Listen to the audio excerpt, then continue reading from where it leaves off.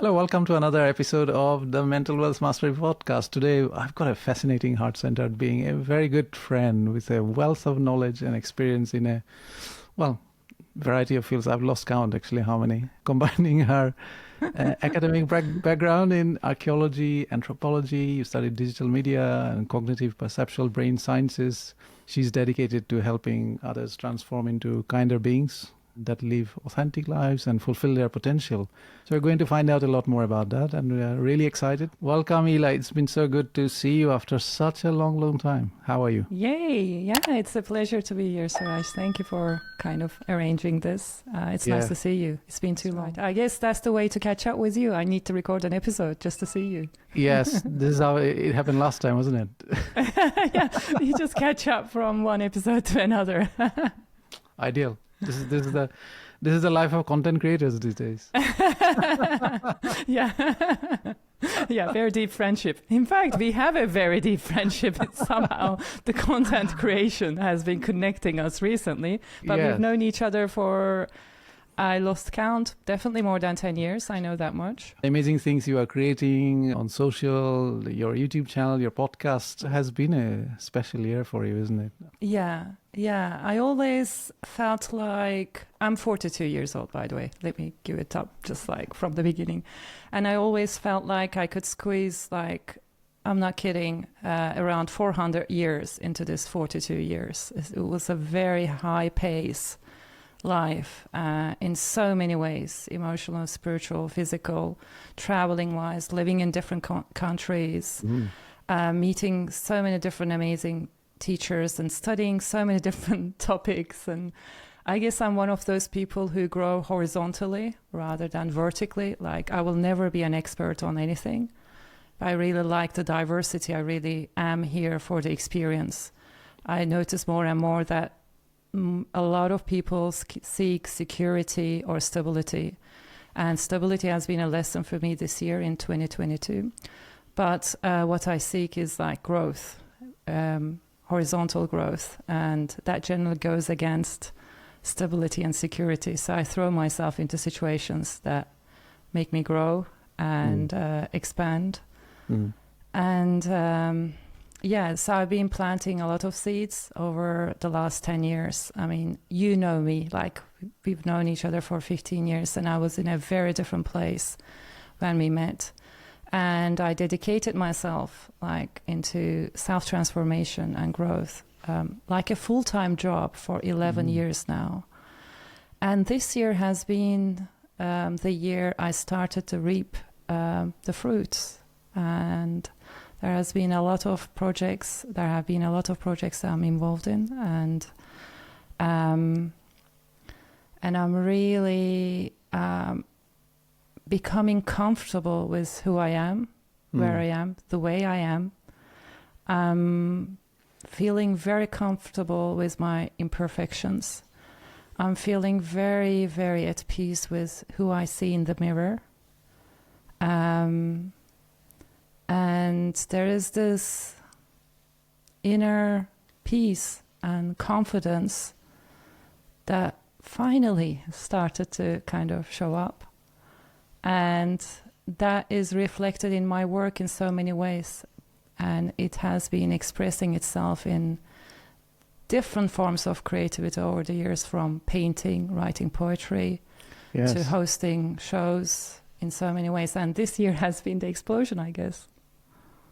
And you're probably the most unconventional of all the non-conventionals you have interviewed on your show so far, I think. Yeah, it's one to know one. Exactly.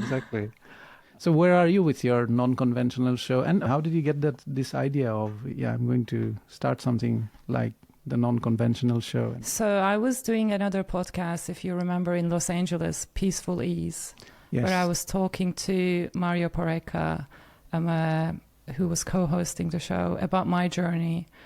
And it was a big journey for me. Like, as I was recording that podcast, I was initially in Los Angeles, and then I went to Switzerland for a month. I stayed 4 months in the mountains all alone, doing internal family systems with simultaneously with 2 therapists online.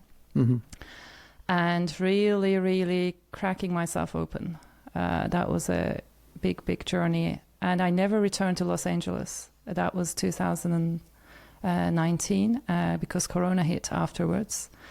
After the mountains, I went to Mallorca, stayed another 2 months in a haunted house. Yes. I didn't know it was haunted. I just booked it in an Airbnb, and it was a very interesting place. And, you know, like the locked doors would open at 4 a.m. here. Really? And somehow I wasn't scared. It was also very interesting. I would get up and close the door, and then the light next to my bed would go off. I would be like, please, you know, I paid my rent. Let me be here. I'm neat and tidy. Are you sure it wasn't the landlord with a remote control and kind of... I'm not sure. Could be. Maybe that's why I wasn't afraid. Maybe it's a unique selling point of that house, maybe. Yeah. Now everybody will be messaging you saying, which house is that? So as I was recording Peaceful Ease, which was about my journey of self-transformation, because I traveled from China to Mexico, meeting from Tony Robbins to the Dalai Lama, like so many incredible people, and just searching, digging endlessly.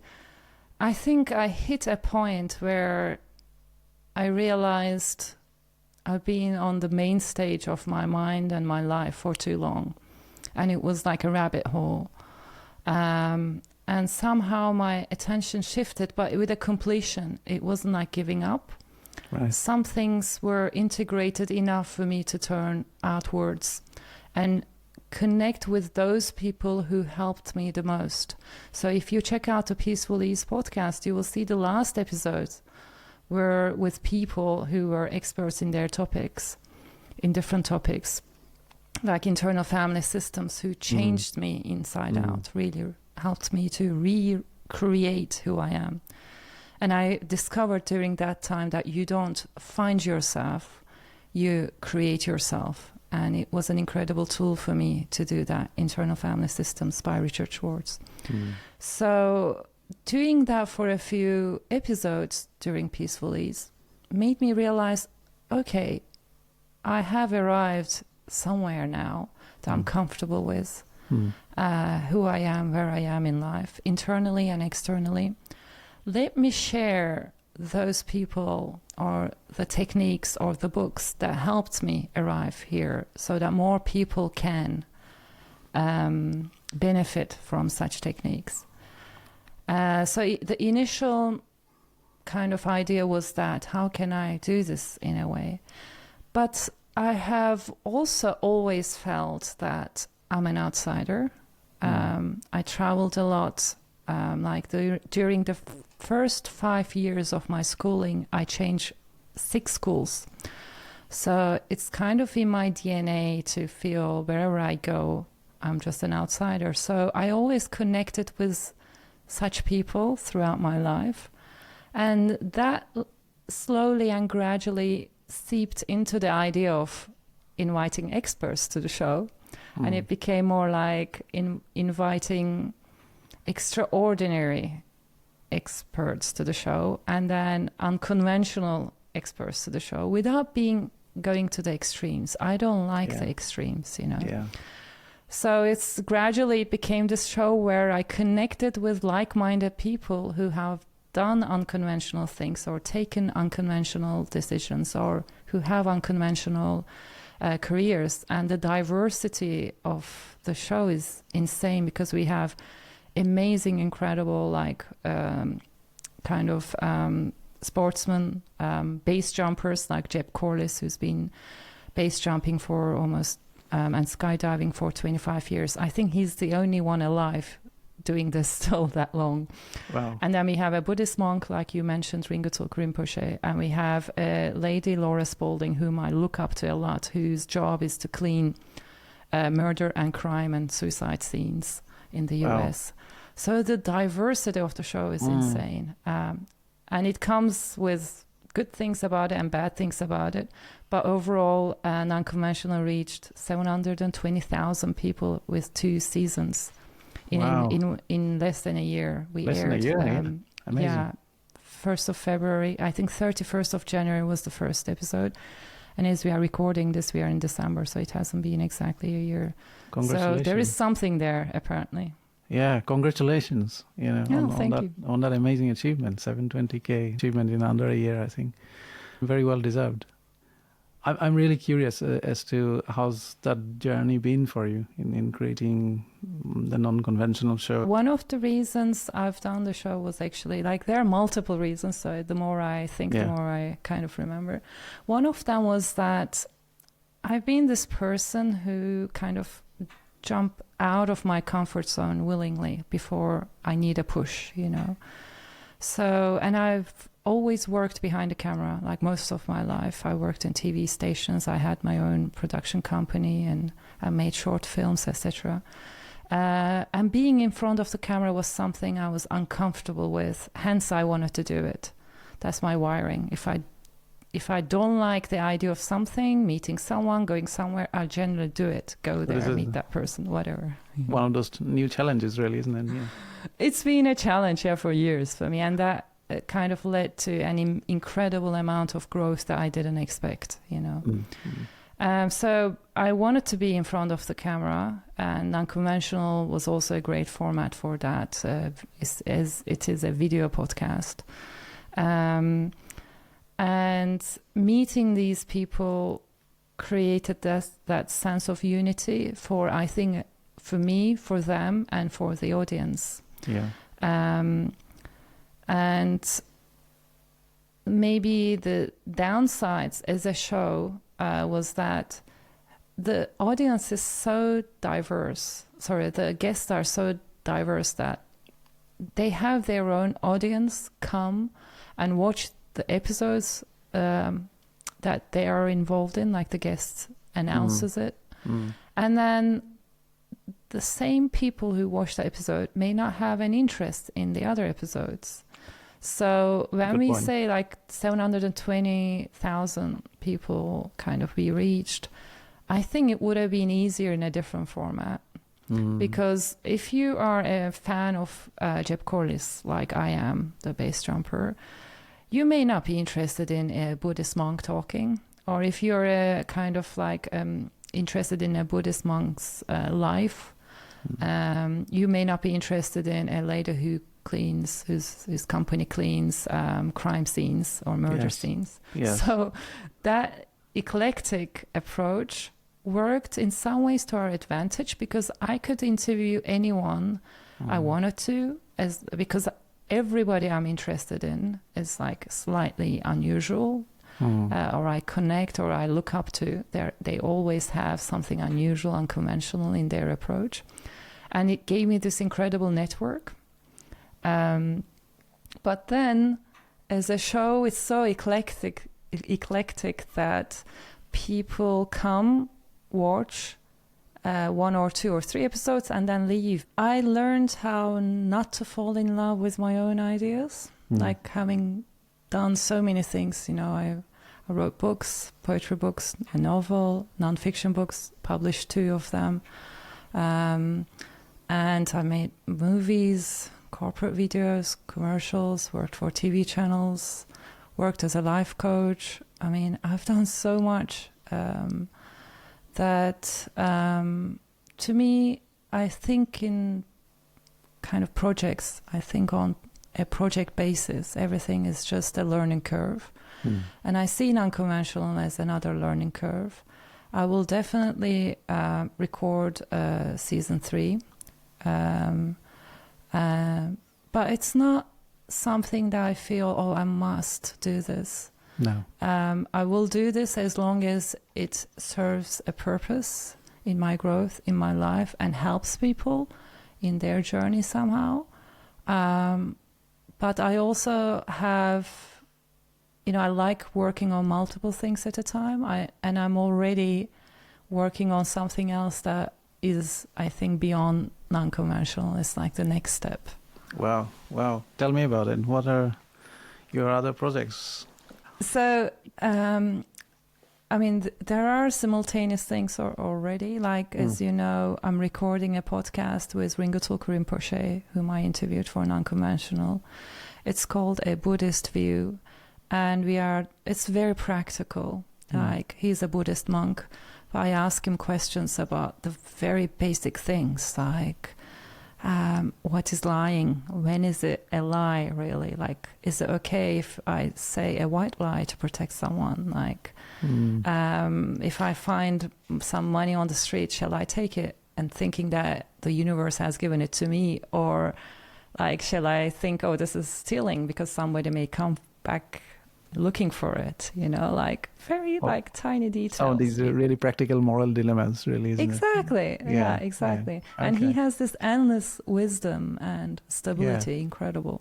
Sounds amazing. And he had a huge role in my development, so that's my way of Where did you meet? him. Where did you meet the Rinpoche? I mean, did you meet him in India during your travels, or? I met him first in Berlin. I attended a teaching by him, and I had already read several books by him. And then we met again in India, and I helped him order an Uber. He was struggling with ordering an Uber on his phone. It was so random. And then I helped him order an Uber, and he gave me his card and said, if you ever need something, just email me. And I think I didn't for a year or two, even though I felt that honor and that connection with him before I met him. I felt a connection reading his books. And gradually and slowly something kind of grew. I think I grew enough to reach out to him. And then we recorded some video projects together on YouTube for his channel, where I asked him some questions about Buddhism. It's called Buddhism for Beginners. Nice. And we were so productive together. I think we recorded like 60 videos in 40 days. Recorded, edited, produced, everything was done. And that gave us more flame to do a second video series. And then I attended more teachings by him. This year I was in Portugal in his week-long retreat, and then I visited him in Kent in the UK. And we started to record a podcast earlier this year. So it was a very gradual kind of growth, but very rapid and easy one. Like when I do something with him, everything goes right. He's one of those people. Like if I go to see him, like my flights will depart on time and arrive on time, and everything will just be perfect. Well, so that's an ongoing project. But the thing I would like to work on next is, I have this theory, because I could transform myself in such ways. Like the person who's speaking now here didn't exist 20 years ago. And it's the same for many people, could say this. It's just the degree is ridiculous. Like I used to be, in many ways, very insecure inside, and very arrogant outside to hide that. I had a good heart always, but I was just very confused, and had trust issues, and I never caused trouble. I wasn't that type, but I was always hiding. And I could rewrite the way I think, like rewrite my code as a person, line by line. And my theory is that if I could do this, anyone could, So that's my assumption that I would like to believe in. Mm-hmm. To test this assumption, I would like to put together an online course featuring the 4 techniques that benefited me the most, techniques or tools or practices, and see if doing this course that kind of features these 4 techniques help people the same way. So it may, hopefully it will, it may not, it may help some people. And in either way, I see it as my job to try this. Not to succeed is my job, but to try this is my job. Yeah, and that's amazing. something that's gonna take me, I think, to fully finish right and record and feature, work with the experts in these areas.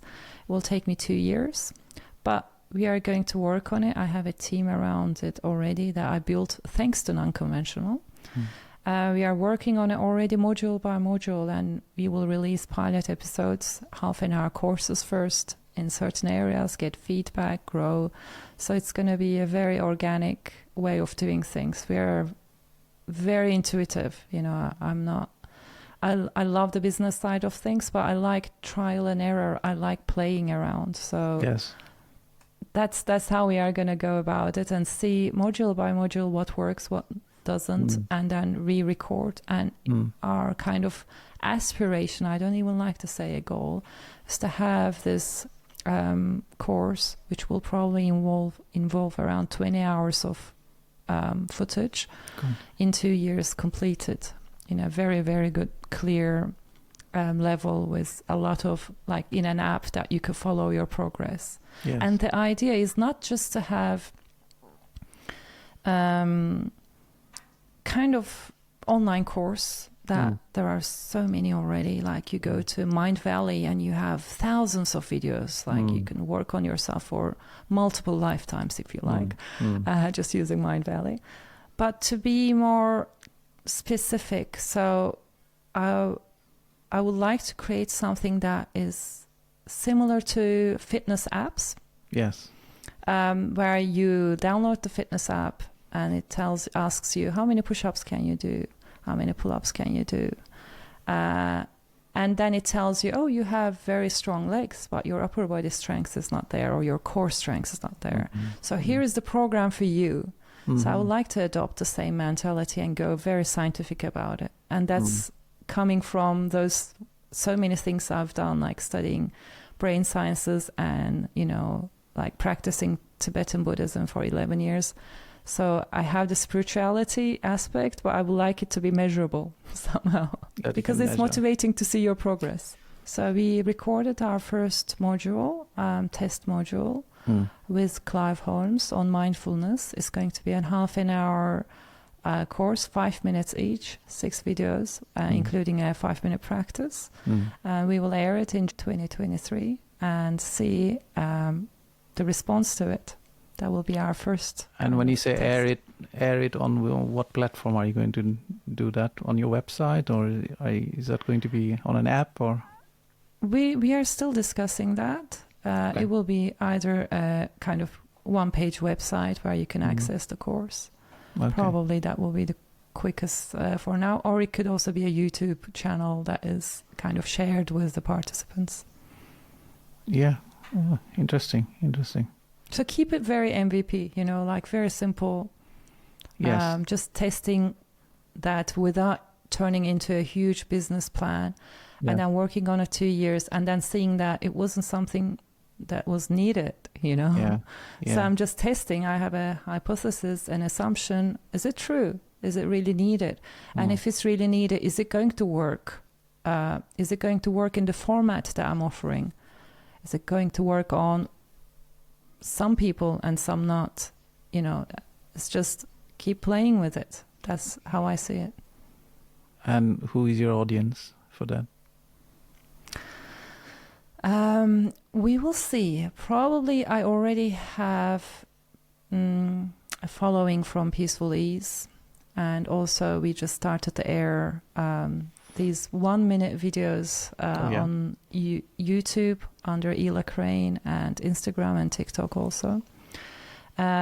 So that is gathering a community already of people who are interested in not just what I do, like hosting NonConventional, not just the host, Ela Crain, but also the person who's done so much work on herself and who's endlessly curious and who will never stop growing.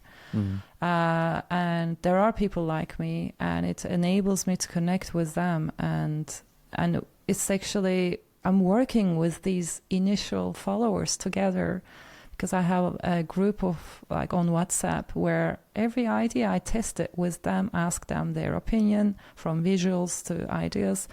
And in a way, my initial audience is like also the co-creator of this project, which makes it extremely exciting.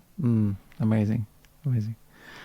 And you said, you talked about you've got a team of people working with you, helping you Yeah. create these alongside you and in a very intuitive way. How big is your team at the moment? Depends on what projects we are talking about. So every project we are doing is like actually under non-co media right now, just to keep things tidy. So NonConventional Show, A Buddhist View with Rinpoche Rinpoche, and even my own like Ela Crain is going under one company, one institution called non-co media. It's like a media agency doing different projects. There I have, so in the team, 1, 2, 3, 4 people who work for me on a full-time basis, and then I have filming crew, 2 filming crews, depending on the recording, and then I have people who help me on the side on a part-time basis. So it's not huge, and it's very flexible. The 4 people are fundamental to this show, to whatever we create, but the rest is like there to help depending on what we do, because we also got a job from a blockchain company, actually my husband's. It's funny, it wasn't my intention to go back to running a video agency, but when we launched the NonConventional Show website, which is nonconventional.show, I had the entire concept in my head, like the colors, the layout, and you scroll down if you go to the website, and then suddenly even though you're scrolling down, the website slides left from right to the left, and it's very disorienting, and I like that. And then I had my husband saying, hey, can you do something similar for our website? And then it grew into some other projects, like video production projects, and we started to produce videos. And then suddenly we have this media agency side too. So again, it's very intuitive. It's not something I'm chasing right now. I actually had some inquiries, like, can you do some video production for us too? And I'm like, ideally not. I really don't want clients right now, because what speaks to me is this online course, because that's what I think I may leave behind as something useful. Yeah. But all this, in a way, my philosophy is growing around surrendering. So if things come, I generally find a solution to get that done, or to do it, or to help that person to do it, rather than just decline things. So that the diversity is the result of that philosophy, a bit like just surrender and serve in any way you can, whether if it's making a video or creating an online course or interviewing a Buddhist Lama, just do it, do your part. Yes, fantastic. And you said you've got the non-co media, so you're running an agency on the side as well. But you're not taking on any external work, is it? Not doing any video production work for others at the moment? Right now, only for Chorus One, we've produced, I think, maybe 11, 12 videos, and we are doing their entire branding and website. So that's a very big job for us, because it's one of the biggest companies in the blockchain space.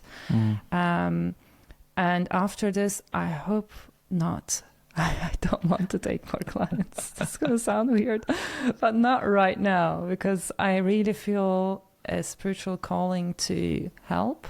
And of course, doing, a website or branding for companies, also helping them, But my calling is, because my biggest work has been around rebuilding myself. That's really my calling, to help people do that for themselves in any way I can. Giving them the tools, like literally saying, this screwdriver worked for me. Would you like to try it to see if it fits any of the screws you have? It may not, and then no offense. And there's nothing wrong with my screwdriver or your screws. It's just not a good match. Yes. So giving them the tools that worked for me, because I have tried over a decade so many tools. I've done so much, from week-long silent retreats to all sorts of meditation retreats, to workshops, constellations, so many different therapies, trauma therapy, internal family systems therapy. I just can't even think. Meisner, like Buddhism, mindfulness courses. honesty, working on like radical honesty through kind of like books, and so many different aspects I worked on, and some things worked incredibly well. Yes. Of course, I'm sample size 1, so what worked on me will not work on everyone, but there are more people like me out there. And what I like to offer is like a cheese platter. Hey, I have this type of cheese here. Does it suit you? If so, help yourself. If not, try another cheese platter. What are people looking for, and why are they lost in your experience? From this is, of course, very individual. Like, there are so many different people out there with different stages of life, in life. And there are a lot of problems that are external, looking like sickness and, financial problems and stuff. And there are a lot of problems that are obviously internal, like depression or mental well-being. I try to see a lot of external problems as also internal, because what makes it a problem is my perspective on things. Of course, there are big problems in life, like my mother has been diagnosed with breast cancer, and that is a problem. That's a health problem. And but the way my mother and I have managed to see it is like almost like a gratitude practice. That in this impermanent situation, every day is precious. And she has been my teacher in this practice by, she's been kind of getting a lot of chemotherapy. And I haven't heard her complain, despite the extreme, really, effects of chemo. She's been always grateful and expressing the good side of things, that she can afford these treatments and that she's alive, and that there are patients in the hospital who are worse than her. And mind you, she was unfortunately diagnosed with grade 4 cancer. Right. So it was very severe. And going through this experience together made us closer than ever, and also kind of taught us so much as individuals and as mother and daughter. So the way I see things, this was a problem, and it is a problem. We are doing our best to solve this problem, but our perspective doesn't need to be problematic on looking at this problem. We can look at it from different angles, and we found one angle that could fit us both, which is gratitude for the time we have on this planet together. So what are people suffering from can look very diverse, but to me, this is my personal take on things, comes back to the way we see things. I see our minds as like a projector that projects itself. So it doesn't just project the external world, but it projects itself also. It's kind of a dilemma, but just stay with me. My goal in this life is to get this projector as kind of well-functioning as possible. So clean the lens, tighten those screws that are loose. Make sure the projector projects the best picture possible. And I would love to see, and this is my journey, things as they are. Clarity is my number one goal, and I try to build that clarity on my life and hone it and improve it, because I believe clarity is the foundation to everything else you are going to build on.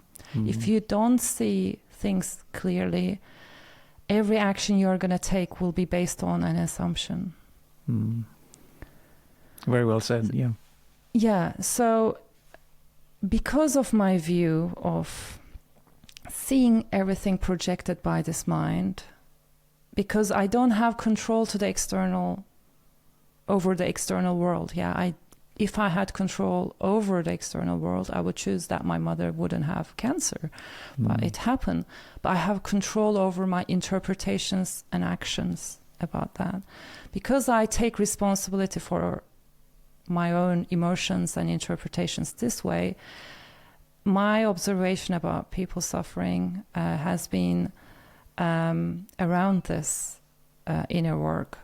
And it has been around people searching solutions to external worlds without really looking inwards to how they are interpreting those problems in the first place. To put it more maybe clearly, is like searching yourself. The problem is searching yourself outside, rather than trying to build yourself inside. Because like I said, I don't believe you find yourself somewhere. I mean, look, where are you going to find yourself other than in your body? And all the other bodies are taken, so you have one. See what you can create there.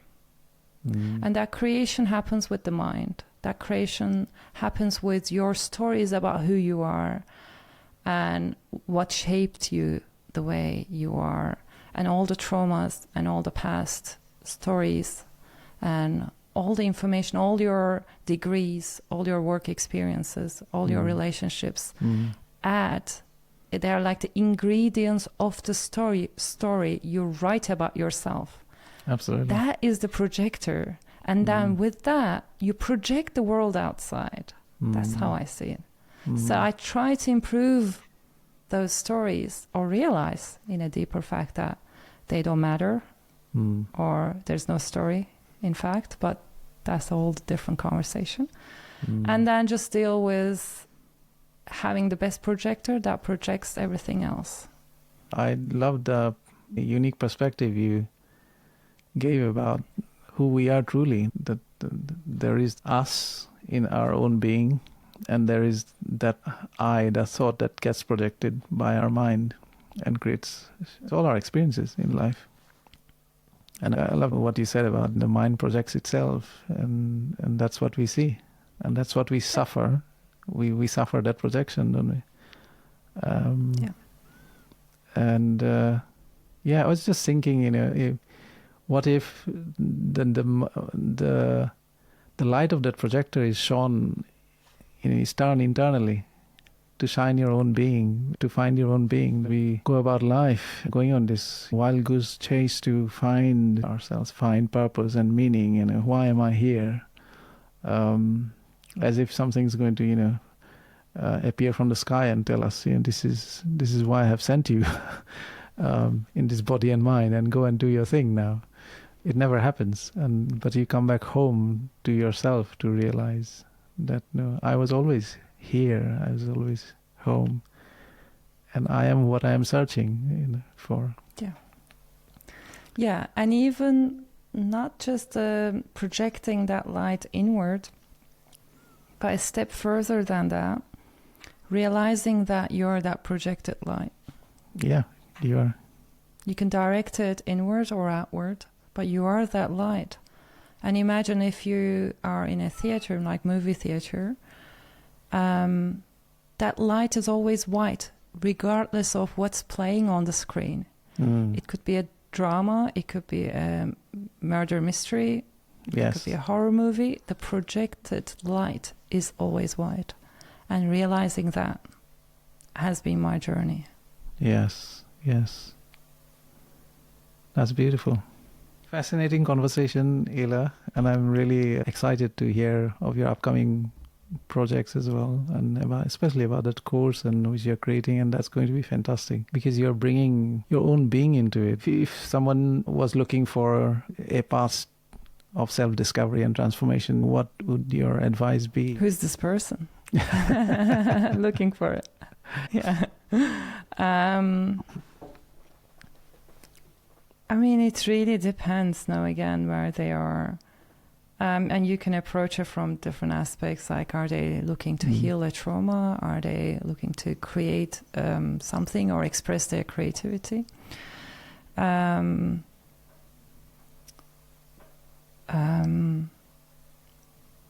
If it's the first option, one of the most powerful books I read on trauma, healing the trauma, has been The Body Keeps the Score. Oh, yes. And it's like a kind of palette of different techniques, if you like. So it's written by an incredible doctor in the US. And Bessel van der Kolk, I think, he's from the Netherlands, and he opened up trauma centers also across the US. And that was very useful for me to define what I needed. So the book is not the key. The book is like a locksmith who has multiple keys. If you go through that book, you will find so many different techniques. From EMDR to yoga, you know. I found internal family systems in that book, and it really spoke to me. So that can lead you to the next steps. But I also believe that in essence, we are already perfect, and the work is about just peeling our perceptions. And what we will find in the core is that ease, and is that state of being. That's already there. So that's why I stopped traveling around the world, because I realized wherever I go, I take myself with me. Like I'm the same person, same mind, checking into one hotel and checking out in another. Like I was like, okay, changing location doesn't really change me that much. It gives me a refreshed feeling, you know, something new. But I'm the same person going from Mexico to China. So how can I change this person? And actually keeping in one place and traveling within helps me more than anything else, if that helps. So Wow, fantastic. Thank you so much for your time, Ela, and it's it's been worth it speaking to you after a long time, although we have exchanged messages on WhatsApp. And you said you're on TikTok as well, so I need to follow you there. Yeah, that's right. Yeah. What's your TikTok called? It's always Ela Crain. Ela Crain, okay. ELACRAIN, yeah. At Ela Crain, yes. Yeah. Fantastic. We'll find you there. Good luck and lots of love. And we are here rooting for you, supporting you. Yeah, thank you so much, Suraj. Thank you for being there over a decade. And thank you for this beautiful conversation. We covered so much, you know, from like work to personal growth and aspirations. I'm grateful. Thank you. I had more questions, but they don't seem important anymore. Okay. Hope that's a good thing. Yeah, maybe there's a sequel coming. So, you know. Yeah.